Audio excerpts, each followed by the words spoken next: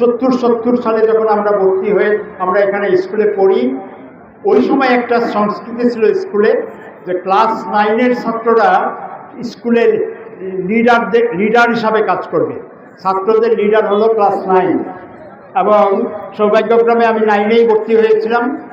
বয়স আমরা ওই সময় স্কুলের সব ছাত্রদের আমরা নেতৃত্ব দিতাম, এবং শুধু স্কুলে না, আশেপাশে সামাজিক অনেক বিষয়ে আমরা ভূমিকা রাখতাম।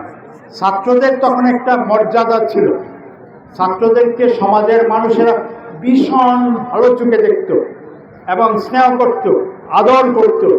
ছাত্ররা যা চাইতো সেটা তারা করত, প্রদান করত। লঞ্চে, রেলে, বাসে ছাত্ররা উঠলে অন্য লোকেরা সিট ছেড়ে দিয়ে ছাত্রদের জায়গা করে দিত। এই রকম একটা মর্যাদার জায়গা ছিল। সে কারণে আমরা তখন লোকেরা মনে করত, এই অঞ্চলের লোকেরাও মনে করত, কোনো বিবাদ হলে, কোনো হলে ছাত্রদের উপর দায়িত্ব দিলে তারা এটা করতে পারবে। আমরা সেই কাজটা 69 সালে আমরা করেছি, এবং 69-70 এই দেশের ইতিহাসে সবচাইতে উত্তাল সময় ছিল।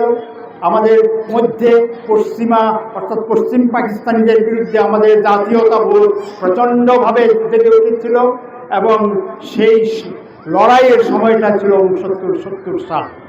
এখানে আমার প্রচুর স্মৃতি সেই বিষয় নিয়ে, সেটা বলার মতো সময় এখন নেই।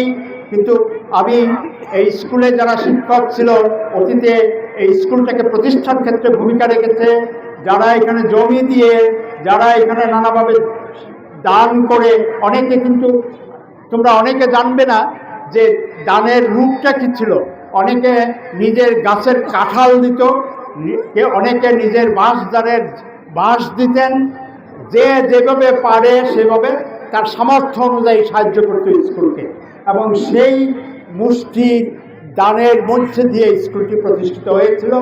এটা এখন আমি দেখছি 4তলা ভবন, এটা দেখে আমি খুব পুলকিত হচ্ছি, এবং যারা প্রতিষ্ঠা করেছিল তারা তাদের আত্মা শান্তি পাবে, তাদের সেই রকম একটা প্রশান্তি দিয়ে আমি এখানে দেখছি। আমি আমার পুরনো শিক্ষকদের কথা বললাম, নতুন শিক্ষক যারা আছে তাদের সাথে আমার দুপুরবেলা পরিচয় হয়েছে। তাদের দেখে ভালো লেগেছে, মনে হয়েছে যে তারা পেশাদারী শিক্ষক। অনেকে চট্টগ্রাম থেকে এসেছেন, অনেকে যশোর থেকে এসে এখানে শিক্ষকতা করছেন। আমি আশা করব আপনারা যারা এই অঞ্চলের মানুষ, এই শিক্ষকদের মর্যাদাটা আমাদের কালে যেরকম ছিল সেরকম রক্ষা করার ব্যবস্থা করবেন, এবং